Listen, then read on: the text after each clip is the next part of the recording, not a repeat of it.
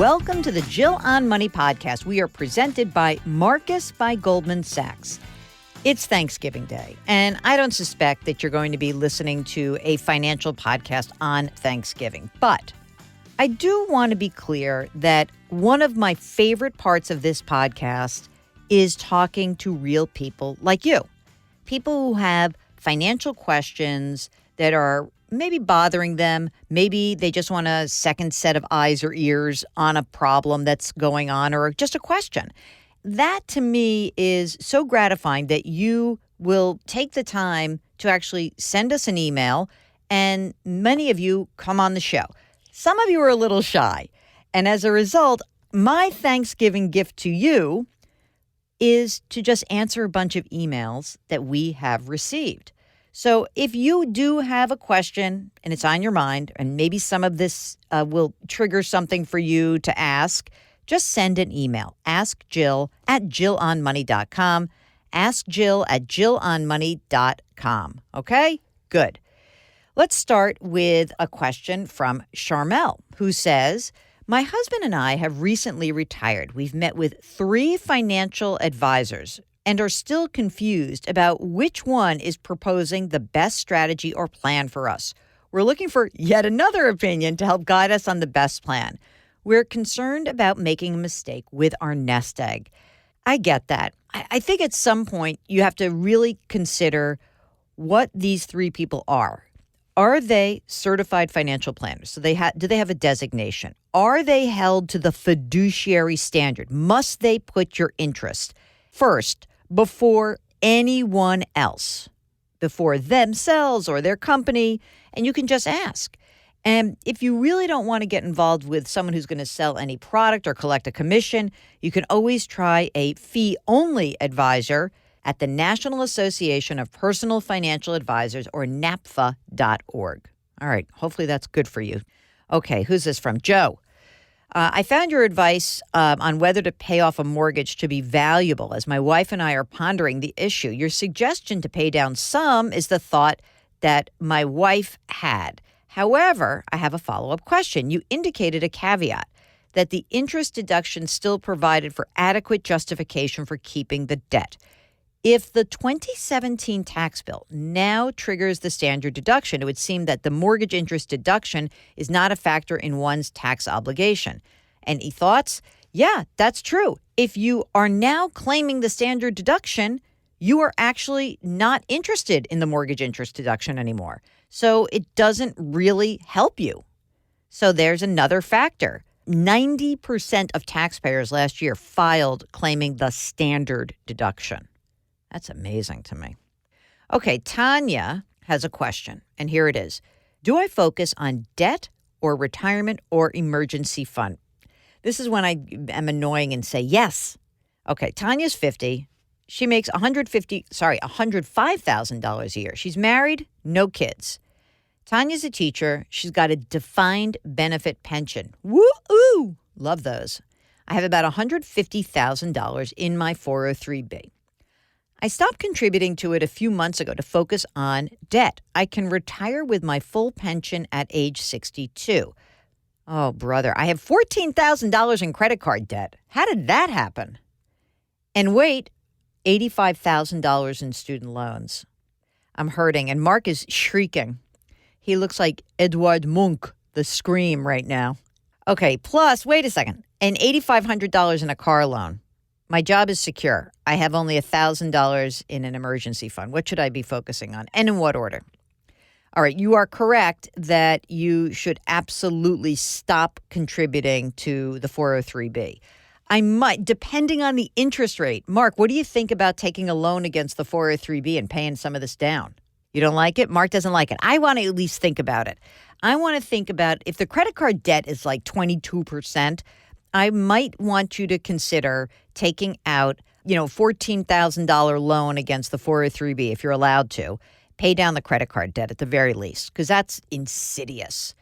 And then if you were to do that, what you would do is for every dollar that is coming in of like extra cash flow, you would essentially pay down the higher interest debt and split that between the high interest debt and an emergency fund. That's it. That's how I would do it. And that's the order. You basically, I want to get rid of that credit card debt because I'm just scared that the interest rate is nuts. If I'm wrong, then, you'll follow up with me. But everyone listening, if you've got two big issues, debt and lack of an emergency reserve fund, both need addressing. So I think that you kind of have to split the difference. All right? Okay, one of my favorite topics from Jane, who wants to talk about converting traditional IRAs into a Roth IRA. Hi, Jill. I turned 66 this past September, and I retired in May. I have a pension. Look at all these pension people, Mark. $8,300 per month. After taxes, she brings home $6,600 a month, and she's got $1 million in a traditional IRA. She says, I know I have some time before required minimum distributions at age 70 and a half, and I've now thought about converting some of my money into a Roth. How much should I consider converting? I've thought about paying taxes now if I convert or wait till I'm forced to RMDs. I know that Social Security and Medicare will be impacted. I've got one adult son, two other family members that are beneficiaries. Is another purpose of a Roth IRA to save taxes for those that stand to inherit any money that may be left over? I love my family, but not wanting to pay taxes and incur more Medicare costs for that reason only. Maybe I should convert a little bit at a time, starting next year, and just pay the taxes until I turn 70. Yeah. Okay, here's what I like. The money you've put into a traditional IRA, a 401k, a 403b, it hasn't been taxed yet, right? And the government has a rule. It's called the required minimum distribution. And that rule says that after you turn 70 and a half, you've got to start taking money out of the account. And the money you take out is taxable income to you, right? And so what the question is referring to is that when some people take that distribution out, especially in a big account like this, $1 million account, what it can do is it can cause your Social Security benefits to be taxed. And it can also cause all of your just total income to rise and make your Medicare more expensive. So the idea of converting a little bit at a time to reduce what those future distributions will be is kind of fantastic. What I would just caution you is in this particular case, I think what might make sense is that as you do this, make sure that you stay within the sort of the next tax bracket, right? It looks to me like you're in the 24% tax bracket. So don't convert more money than would put you into a higher tax bracket. Okay? Excellent. All right. Here is a question from Fred, who says that I'm 70 years old. Look at all these 70-year-olds listening to the pod. I love it. 60, 70. It's not just for young people. I'd like your opinion suggestion for my situation. I'm 70 years old, not working. I live on Social Security, which is $2,900 a month. I have a traditional IRA, $335,000, and a Roth of $60,000. Okay, so I've got a 30-year mortgage balance of about $143,000. I'm considering using my traditional IRA to pay off the mortgage 100%. This would allow me to be completely debt-free. No other debts. Do you think it's a good idea? No. Fred, no. Here's why. You don't have that much liquidity, meaning you don't have that many assets that you can tap into. So what I believe that you should do is to simply keep the money that you have in your traditional IRA and don't touch it. And if you don't need money that comes out from, say, that required minimum distribution every year, then you could pay a little bit more towards the pay down. But what's the difference? The big problem that I think you are facing is that you do not want to lose this money, this $335,000. You don't want to lose access to it. And paying off that mortgage will mean you will no longer have access to those funds. So NO spells no. Okay? Natalia wants to consolidate all of her accounts. She doesn't want to pay a financial advisor 1% or more. Planning on retiring in the next 5 years. Would Vanguard be a good alternative where they charge only 0.3%?